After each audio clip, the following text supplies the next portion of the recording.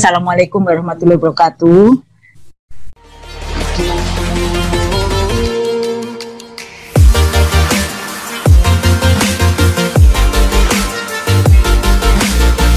Bapak Ibu yang saya hormati, ini adalah kalau kita menyampaikan angka 1 juta, ini sebenarnya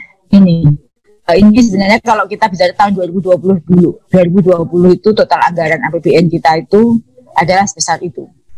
Ya, anggaran fungsi pendidikan sebenarnya 508 triliun seluruh Indonesia. Dari sini itu ada transfer daerah dan dana desa, kemudian dan lain sebagainya. Nah, transfer daerah ini nanti yang menjadi sumber pembayaran untuk guru-guru honorer kita, GAU.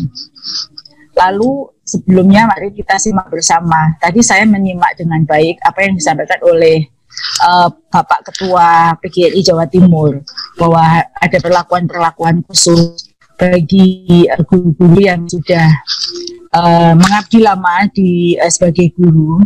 Namun kita mesti menyadari bersama, ini ada peraturan perundangan yang wajib kita tegakkan. Dalam hal ini standar guru itu ada dituangkan dalam Undang-Undang Nomor 14 Tahun 2005. Kemudian bagaimana guru profesional dalam Undang-Undang Guru dan Dosen itu, yaitu yang guru yang memiliki kualifikasi akademik, potensi, sertifikat pendidik dan sebagainya. Nah, kualifikasi akademik sudah diatur dalam pasal 9 Undang-Undang dan seterusnya. Di sini intinya ada standar pendidikan guru atau standar pengangkatan guru. Salah satunya adalah memenuhi linearitas, memenuhi S1 dan lain sebagainya.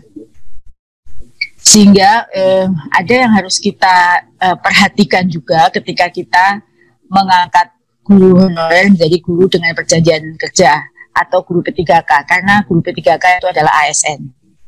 Membuka seleksi ini bukan hanya semata-mata keputusan Kemdikbud, tetapi di dalam hal ini keputusan bersama banyak, dan persetujuan DPR juga, dan keputusan 5 kementerian. Lalu pertanyaannya Bapak Ibu, siapa yang dapat mengikuti seleksi ini? Yaitu guru-guru honorer, termasuk guru ex-THK 2. Seluruh guru honorer yang terdaftar di Dapodik.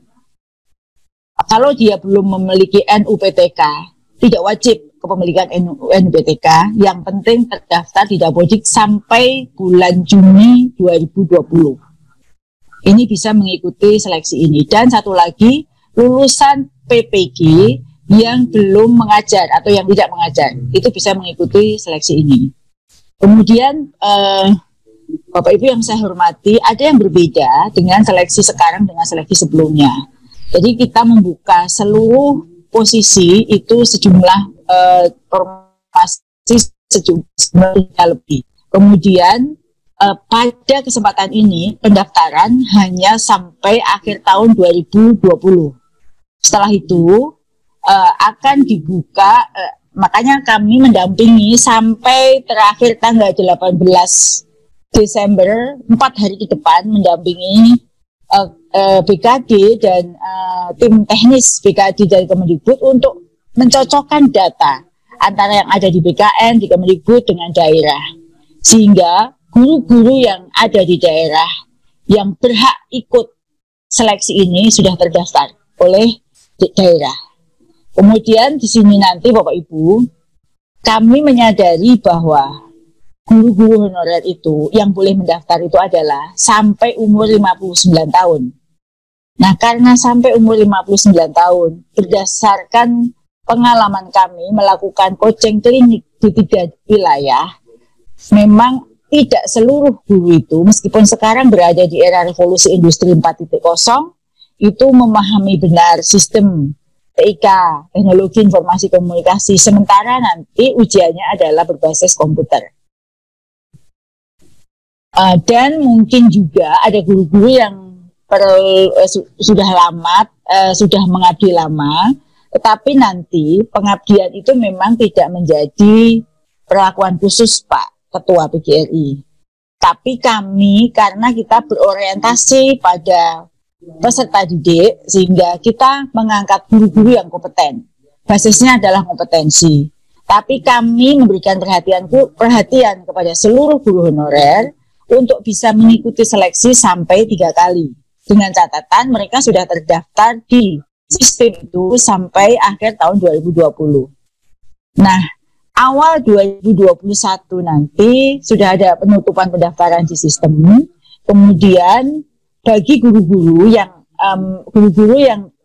mengajar di sekolah itu dan formasinya kebetulan ada di sekolah itu bisa langsung memilih formasi itu. Namun ketika tidak lulus passing grade, maka guru tersebut bisa mendaftar kembali untuk posisi yang lain dan diberi kesempatan untuk Kemendikbud menyediakan materi pembelajaran yang tersedia secara online untuk membantu pendaftar mempersiapkan diri sebelum ujian seleksi. Materi-materi itu adalah related dengan seleksinya. Setiap pendaftar diberi kesempatan untuk mengikuti ujian seleksi hingga 3 kali. Jika gagal pada seleksi pertama, maka dapat belajar dan mengulang ujian hingga 2 kali lagi. Dan yang membedakan lagi, seluruh biaya ujian seleksi ditanggung oleh Kemendikbud, sehingga tidak ada pemerintah daerah yang harapannya tidak ada yang terhambat dalam pelaksanaan ujian ini. Ada beberapa informasi yang tambahan dari saya terkait dengan hal ini, bahwa yang saya tekankan sekali lagi di sini bahwa yang berhak mengikuti seleksi itu adalah guru honorer THK 2 sesuai database THK 2 di Badan Kepegawaian Negara, kemudian seluruh guru honorer tanpa kecuali yang terdaftar dalam Dapodik per 30 Juni 2020 tidak harus memiliki NUPTK, dan seluruh lulusan pendidikan profesi guru yang saat ini tidak mengajar sebagai guru. Pertanyaannya, bagi yang tidak terdaftar di Dapodik, ya tidak bisa ikut. Karena basis kami adalah data, kita bisa mengetahui berapa orang jumlah kebutuhan guru itu ya dari data pokok pendidikan.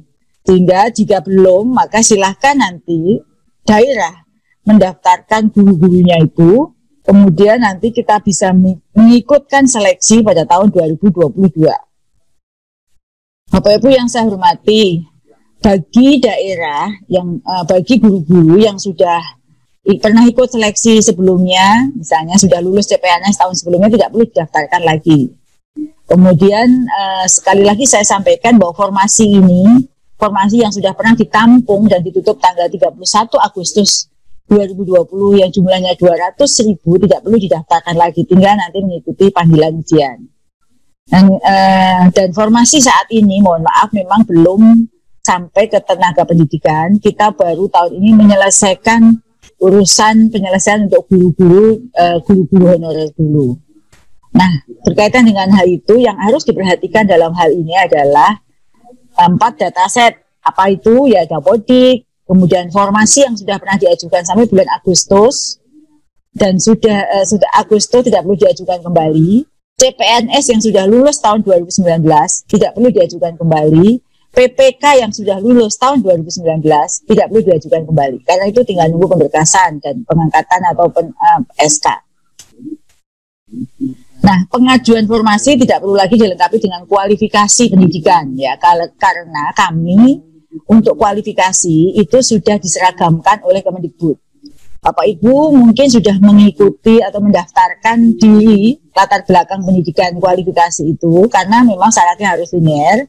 Tapi karena kalau berdasarkan Permendikbud yang ada itu banyak sekali lulusan yang tidak linear, maka kami mencoba mendaftarkan seluruh lulusan apapun itu agar semua guru bisa mendaftar, yaitu melalui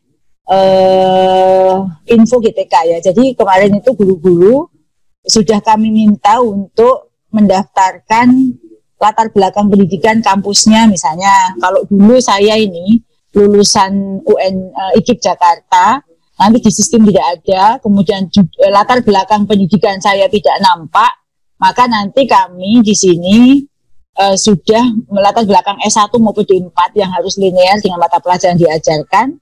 Maka bulan November Desember ini sampai saat ini setiap calon peserta sudah diminta mengisi latar belakang S1 D4-nya di situs info GTK atau info.gtk.kemdikbud.go.id.